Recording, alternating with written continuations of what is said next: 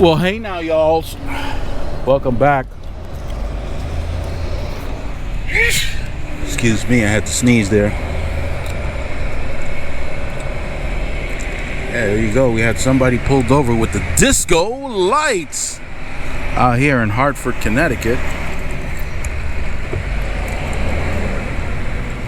We got to head over to Cheshire. So the stuff that's going on with the repairs was toward the trailer. Oh, by the way, you're at the Solomon Project, where it's not how much you make, it's how much you keep that counts. And I'm your host, Richard Burns. Excuse me for that lapse, but here we go. We gotta head over to Cheshire. Whoa. Yeah. I was just listening to a report of some sorry, I'm distracted. But I was listening to a report about farmers in Arkansas crying out for help. And this one farmer was upset with the responses that he was getting. Obstruction detected. Thank you. Upset about the responses that he was getting because people are saying, well, that's on you. Obstruction detected. And he was saying that that's un-American, how people are just gonna let them fail. That's not un-American. That's not un-American. Understand that these farmers voted the way they did. And this is the crazy part. They voted the way they did after having gone through something similar when COVID kicked around. They went through something similar, and the results were the same. And what did they get? Before they got bailed out with taxpayer money. Even though these farmers are very proud and don't want handouts, but they got handouts. You went through it once. You're going through it again after the experience that you had. And what Americans did do, which is an American thing, was that they made every effort to inform the farmers about what they should expect because of policies previously implemented,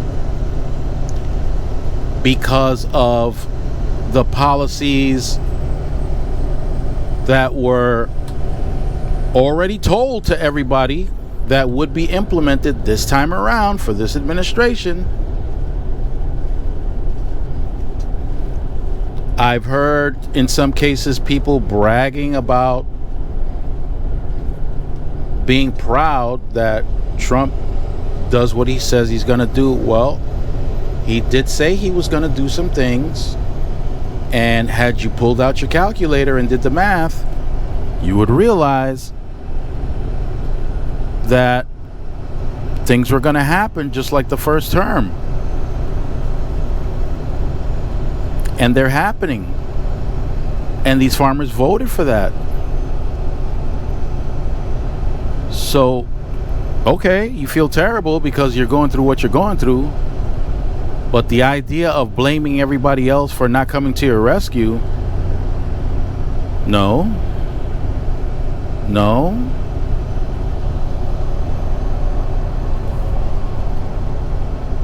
You've got the Vice President, J.D. Vance, that either has a corporation or is a part of a corporation that is basically a vulture and awaits for farmland to become distressed and go into bankruptcy so that they can come along and buy it dirt cheap.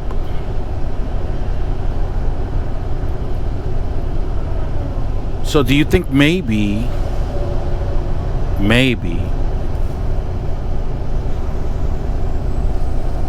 the policies that are being implemented, the tariffs that are being applied, do you think that maybe it would have been better if they approached it differently so that the farmers wouldn't be in the same situation they were in Trump's first go around?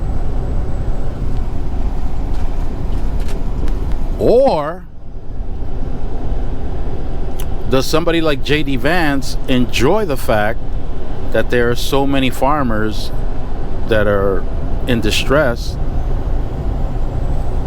because now it means that they can come along and scoop up those properties, those farms, for pennies on the dollar?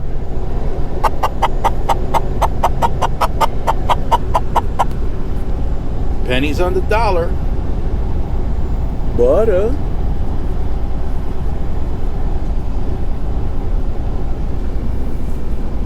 you had an opportunity. You had an opportunity to analyze the situation carefully before you went in that voting booth. Did you fall for the propaganda? Well, you can't blame anybody for that. If you fell for the propaganda, that's totally on you. Totally on you. There were so many people out there in the world of social media that was putting out information, doing the math for you, letting you know that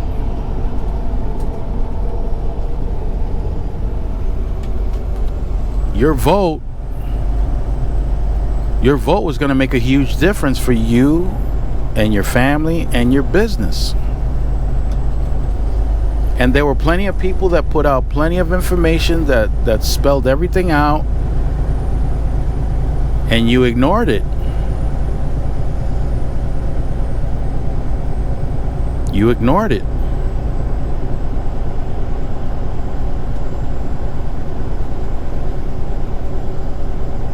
So it's not un-American for people to just say, well,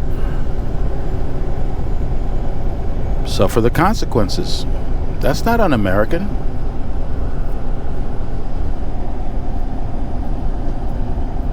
That's very American. It wasn't American when, well, let's go back to the crisis of 2008, where banks and corporations got bailed out with tax money.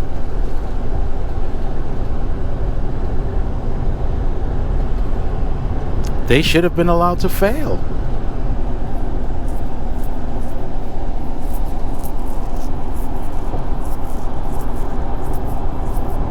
They were rescued with taxpayer money. Now, I understand that the number of people who would have been unemployed as a result of not bailing out these corporations, I understand.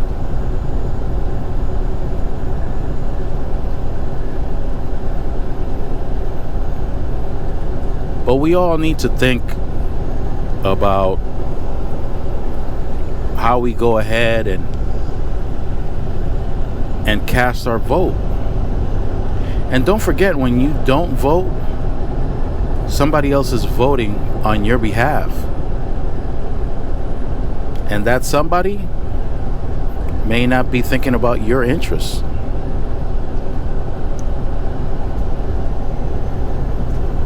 So when voting politically, it's important that you vote to get your representation in there. And part of the propaganda for this last election, and for many elections, is to convince people to not cast their vote. And that's okay too, so long as you understand that other people will be voting on your behalf, and they may not have your best interests in mind.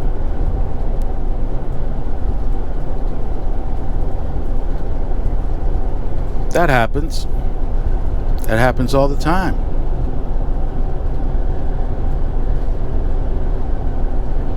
You can also vote with your wallet. Apparently, these farmers didn't vote with their wallet. They voted, I don't know what they voted with, but it definitely wasn't their wallet. They didn't do the math. And they're paying the consequences, and there are Americans that don't want to bail them out, don't want to help them.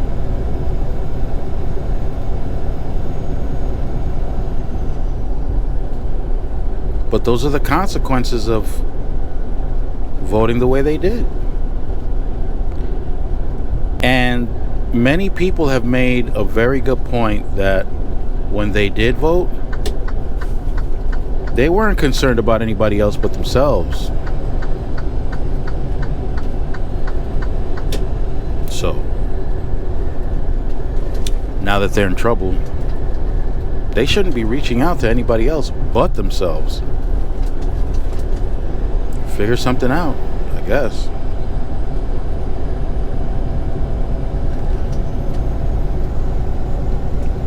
Another way of voting is with your wallet, literally, where you transfer your power, because that is your power. That money is your power. Where are you transferring it to? Now, the professor made an excellent point. We didn't expound on that point that she made on Saturday Night Live, one of the Saturday Night Lives from some time ago, when the subject of boycotting Target came up. And I agree with her 100%. You see, there should be no need for you to have to boycott a business like that, because you should be buying from your community. You should be transferring your power to people within your community. Now, what's your community? People can have more than one community. People can have more than one community. But there are corporations that have demonstrated that they don't give a damn about you or members of your community. But they'll take your money. They'll take your money quick, fast, and in a hurry.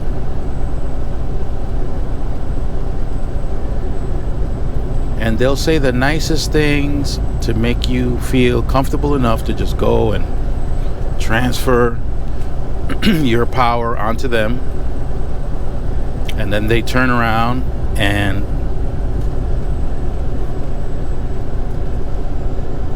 there's no I don't even know how to describe it. Don't even know how to describe it. There's bottom line, there's no respect. There's no respect.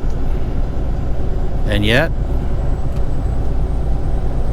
people still go and transfer their power. Transfer their power.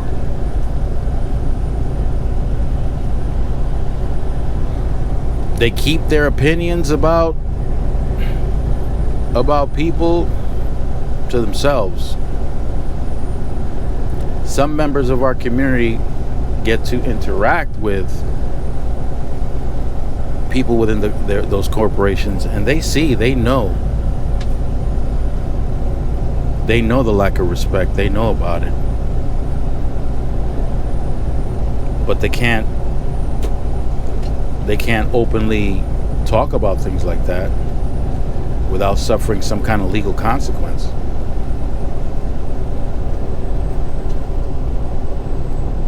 And by the way, that boycott against Target has been successful. You don't hear too much about it, but yeah, it has.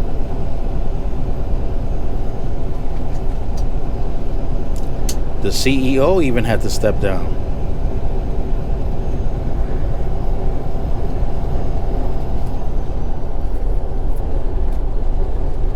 And now more so than ever, you should consider sticking to your own community.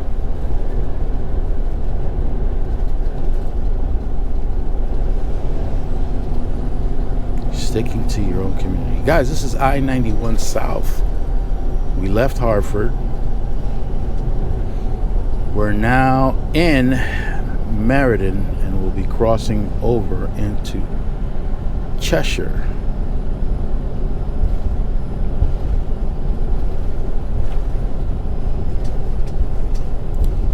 11 o'clock in the morning. This isn't bad for the traffic flow. This is pretty good.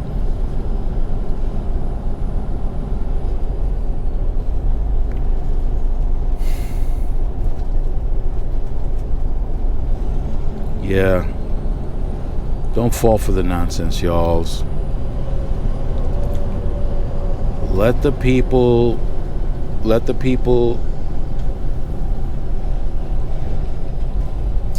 pay their consequences. They made their decisions. Let them deal with their decisions. A lot of our food comes from overseas anyway, so